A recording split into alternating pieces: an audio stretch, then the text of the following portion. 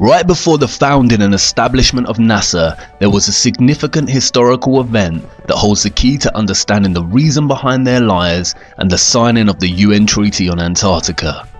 But before looking at this event, it is necessary to examine the theory of the Big Bang, and any historical reference to such a phenomena before the theory was established in 1929 by Edwin Hubble, who was influenced by the work of Albert Einstein and Georges Lemay. When tracing the beliefs and theories on the origins of the world we inhabit through history, I discovered various creationist tales, primarily of similar nature to the Abrahamic view of creation.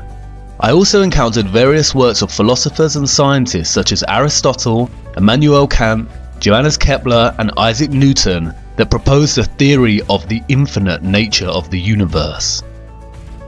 There is one text, however, that predates all of these ideas: the Kabbalah, a tradition of Jewish mysticism that can be dated back to 13th century BC, 1,000 years before Aristotle lived. In traditional understanding, it is said to originate from the time of Eden.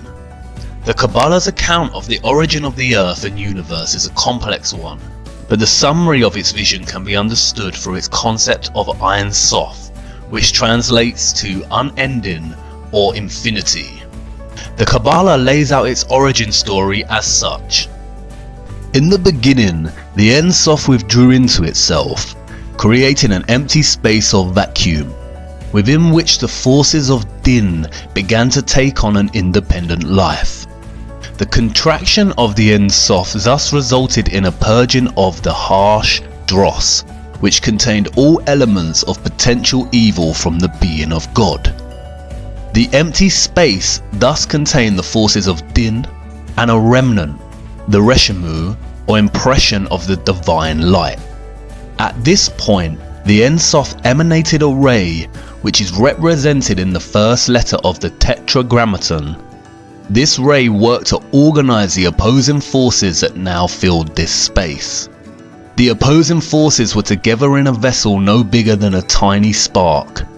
This ray caused the shattering of the vessel and formed the planets and brought into manifestation the primordial man.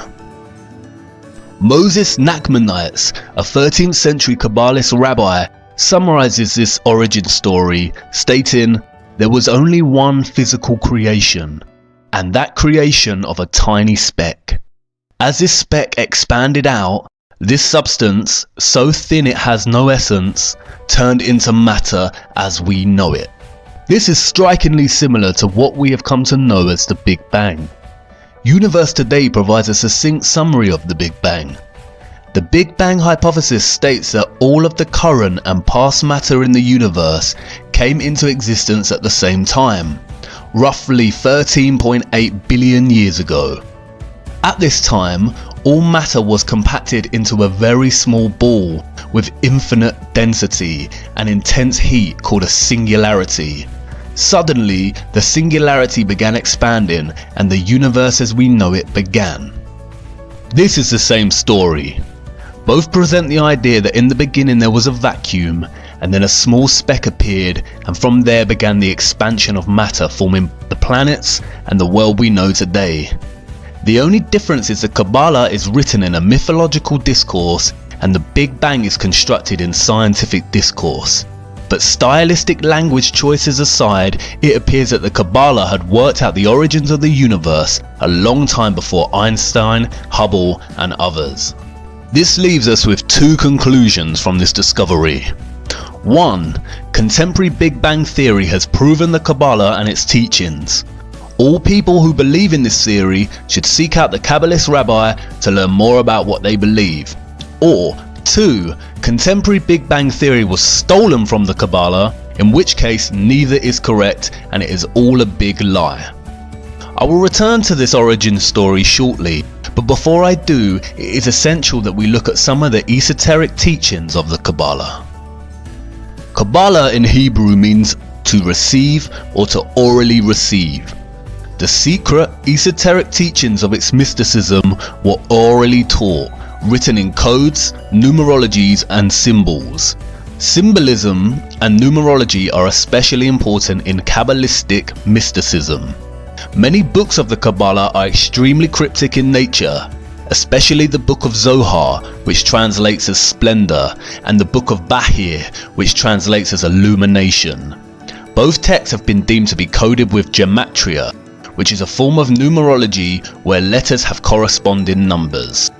A well-known example of Hebrew gematria is the word chai, which translates to alive, and is composed of 2 Hebrew letters that add up to the number 18. This has made the number 18 a lucky number for Jewish people, and gifts of money in multiples of 18 are very popular. Symbols are equally important in the Kabbalah and have been used as a method of conveying meaning and their secret teachings since its inception. Some of these symbols are widely recognized. For instance, the Kabbalah Tree of Life, or the Sephirot, the Hamza, and perhaps most famously, the 6-pointed star, the hexagram, or what is now referred to as the Star of David, and the symbol adorning Israel's flag. It is found in early texts of the Kabbalah, and its earliest Jewish association dates back to the Leningrad Codex of 1008. It is this 6-pointed star that I would like to focus on now, for you see, it was not always a symbol of Israel, nor is it exclusive to Judaism. To understand the hidden history of this symbol, we must first journey to the year 1760 as Mayor Amschel Bauer returns to Frankfurt to take over his deceased father's business in moneylending. Before his death and in his son's absence, Mayer's father had mounted a coat of arms on the front of the entrance to the counting house to honour its name. The sign features a hexagram against a red shield. It was because of this sign that Bauer changed his surname. Rot is German for red and Schild is German for sign, so he took the name and became known as Mayer Amschel Rothschild. As Mayer's business began to thrive due to his discovery of loaning money to governments rather than individuals, he enlisted Adam Weishaupt to create the Order of the Illuminati, which was completed and established on May 1st of 1776. Soon after, Weishaupt merged the secret doctrines of the Illuminati with the Continental Order of Freemasons, which was founded in 1717 and largely peaceful until this merge. He then went on to establish the famous Freemason lodges of the Grand Orient to be the Illuminati headquarters. In establishing this order, Weishaupt recruited 2,000 followers, including the most intellectual men in the arts, education, science, finance and industry. They were given the following instructions in order to gain control. Number 1. Use money and sex bribes to obtain control of men in high positions. Number 2. Colleges and universities were to cultivate students possessing exceptional abilities and train them specifically in internationalism. Number 3. All influential people were to be used as agents and placed behind the scenes of all governments as experts and specialists. Number 4. To obtain absolute control of the press. The drive for control and power soon began. Sending literature to Paris to provoke the stirrings of the French Revolution, Adam Weishaupt's courier was struck by lightning, revealing the text contained inside which outlined plans to provoke such a revolution.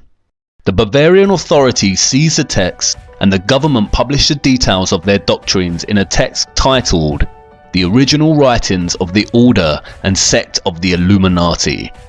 Unfortunately, Europe did not heed their warning and the French Revolution took place, which made the Rothschilds a lot of money due to the laws that limited Roman Church taxes.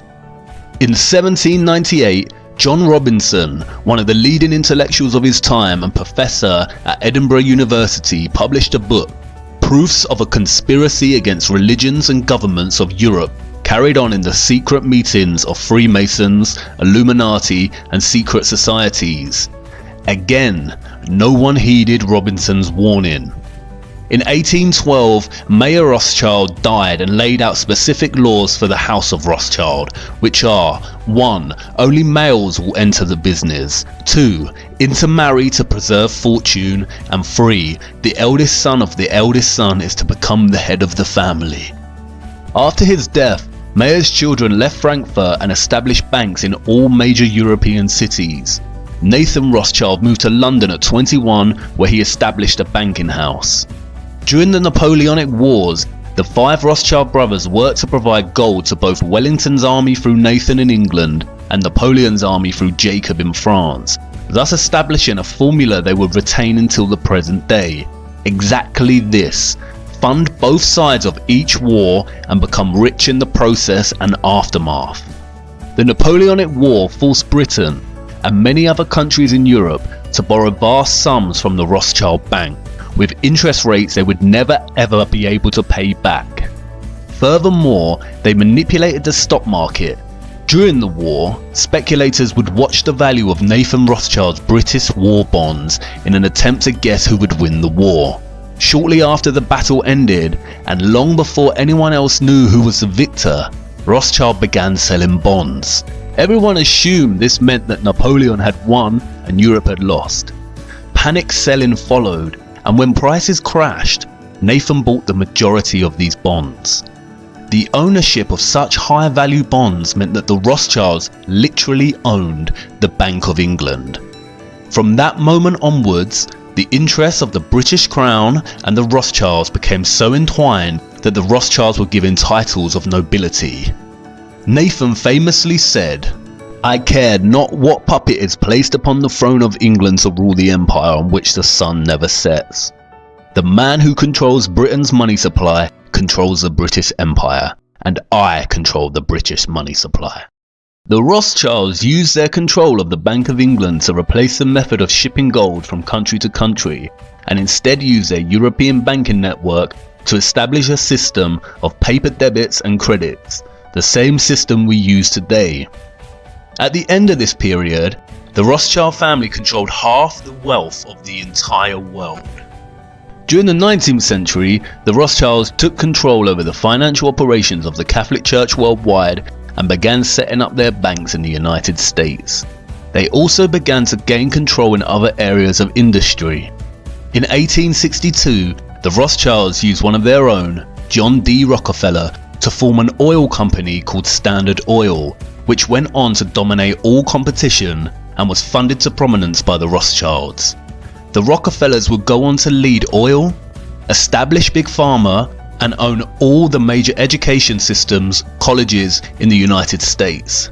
The Rothschilds' power and influence grew through the tentacles of each industry as planned with the establishment of the Illuminati. Towards the end of the 19th century, and before establishing their major dominant banking presence in the United States, the Rothschilds founded the Zionist Congress to promote Zionism, a political movement with the sole aim of moving all Jews into a singular Jewish nation state, and arranged its first meeting in Munich. The meeting was chaired by Theodor Herzl, who later stated in his diary, "It is essential that the sufferings of Jews become worse. This will assist in realization of our plans. I have an excellent idea. I shall induce anti-Semites to liquidate Jewish wealth. The anti-Semites will assist us thereby in that they will strengthen the persecution and oppression of Jews. The anti-Semites shall be our best friends." The youngest son of Jacob Rothschild also visited Palestine during this time and supplied funding to establish the first Jewish colonies there. The Rothschild plan to establish Israel and its own Rothschild-owned country was underway, but it would not be until many years later that that plan came to fruition. Notice the hexagram on the flags at the Zionist Congress. In 1910, plans were underway in the United States to set up the Rothschild centrally owned bank, the Federal Reserve. The plans for a United States central bank were met with strong opposition from some of the wealthiest figures of the time. The 3 most important and powerful opponents were Benjamin Guggenheim, Isidor Straus, the head of Macy's department stores, and John Jacob Astor, one of the wealthiest men in the world and good friend of genius inventor Nikola Tesla. Their total wealth at that time was $500 million. By today's standards, that would amount to nearly $11 billion. The opposition did not last long, however.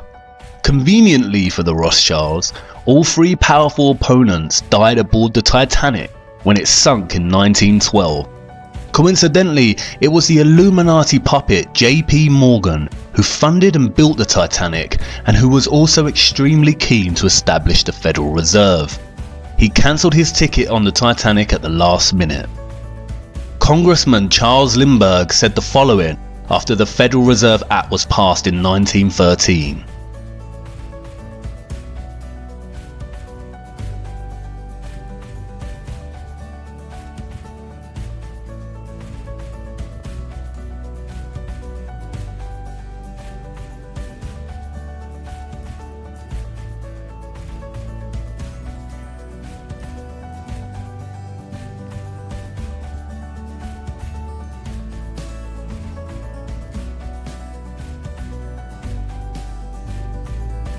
The last part of this statement is especially important. From now on, depressions will be scientifically created. Like two con men working a mark, the Fed made credit easy while establishment newspapers hyped what riches could be made in the stock market. Federal Reserve meant that the dollar could now be printed outside of the government's control. It would be used to drive economic war and depressions, and was the perfect machine for eternal debt. Abraham Lincoln fought against the establishment of this method and began printing his own debt-free money, what was termed greenbacks, during the American Civil War. Similarly, JFK signed an executive order which returned the US government the power to issue currency, bypassing the Rothschilds' Federal Reserve. What do both of these presidents have in common? They wanted to print dollars for the American people against the wishes of the Rothschild system, and both were assassinated. During World War I, we see the same Rothschild war formula play out. The German Rothschild loaned money to the German government, the British Rothschild loaned money to the British government, and the French Rothschild loaned money to the French government. During the war, and while Britain is considering Germany's offer of armistice, Louis Brandeis, the elected leader of the Executive Committee for Zionist Affairs, sends a Zionist delegate from America to Britain, with the promise to bring America on the side of the British, provided the British agree to give the land of Palestine to the Rothschilds. The Rothschilds had interest in the Far East, and having their own governed state meant that they could own their own military, which they could use on any aggressor who stood in the way of those interests. In light of this, the British Foreign Secretary, Arthur James Balfour, drafted a letter which became known as the Balfour Declaration, to none other than dear Lord Rothschild. It states that the British government would do all it can to help establish Palestine a national home for the Jewish people. In 1919, the Paris Peace Conference was held to discuss reparations that the Germans needed to pay to the victors of the war. The host of the conference was Baron Edmund de Rothschild. A delegation of 117 Zionists headed up by Bernard Baruch brought up the subject of Palestine. The Germans felt betrayed as the nation had always had good relations towards Jews. The conference was also used by the Rothschilds to float the idea of setting up a world government called the League of Nations. Bernard Baruch then went on to found the Council on Foreign Relations in the US.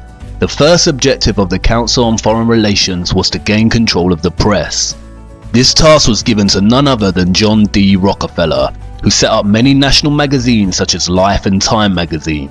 With the Rothschilds' power presence now firmly established in the US, they soon began preparations for World War II.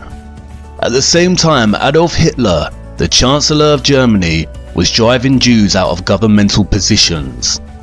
A Rothschild puppet, Samuel Untermyer, the head of American delegation and blackmailer of President Roosevelt, called for all Americans to destroy German-made products, and thus began a large propaganda campaign. Once the effects of this boycott began to be felt in Germany, the Germans, who had demonstrated no violence towards the Jews up to this point, simply began boycotting Jewish stores in the same way the Jews had done to stores selling German products in America. This is the same year that President Roosevelt ordered the Illuminati eye to be placed upon all new dollar bills, along with the Latin phrase Novus Ordo Seclorum, which means a new order of the ages. 1 year later, Swiss banking secrecy laws were reformed, and it became an imprisonable offence for any bank employee to violate bank secrecy. This is all in preparation to cover the trace of the Rothschilds as they fund both sides of the war. You see, the Rothschild-controlled US company IG Farben would go on to arm Germany in the war and produce Zyklon B, the lethal gas used in the concentration camps. The Rothschilds also financed American IBM, which provided the supply machines to the Nazis to produce the punch cards to help organize and manage initial identification and expulsion of Jews, the confiscation of their property, and their eventual extermination. Interestingly, during this time, Prescott Bush, the father of President George Herbert Walker Bush, had his company seized under the Trade-in with the Enemy Act. He was funding Hitler from America while American soldiers were fighting against the Germans. The Rothschilds' connection to Hitler may be more understated than initially realized. As Hans-Jürgen Kohler's Inside the Gestapo states, Adolf Hitler's grandmother Maria was a servant at the Rothschild mansion. You see, the war was very choreographed and had nothing but the Rothschilds' interests in mind. As Zionist Isaac Greenbaum in a speech to the Zionist Executive Council put so succinctly, "One cow in Palestine is worth more than all the Jews in Poland." This piece of propaganda was to scare Jewish survivors into believing their only place of safety was Israel. At the end of the war, in 1945, the Rothschilds not only profited significantly financially, but their vision of a League of Nations came to fruition with the establishment of the United Nations. British had stated that there would be no more immigration of Jews to Palestine in order to protect the Palestinians, but after the Second World War, the British transferred control of Palestine to the United Nations. The United Nations divided Palestine into two states, one Zionist and one Arab, with Jerusalem to remain as an international zone to be shared by all religious faiths. In the years that followed, the Israelis launched a series of military assaults on the Arab Palestinians, causing a mass exodus. The Israeli secret intelligence agency, the Mossad, was formed. Its motto is, "By way of deception, thou shalt do war." In 1948, the Rothschild bribed President Harry S. Truman with $2 million, which they gave him on his campaign trail, to recognize Israel as a sovereign state. The flag of Israel was soon revealed, which is none other than a blue version of the Rothschild red hexagram. And this is where the story just begins. Follow me to part 6 so we can take a look at the true meaning of this 6-sided star.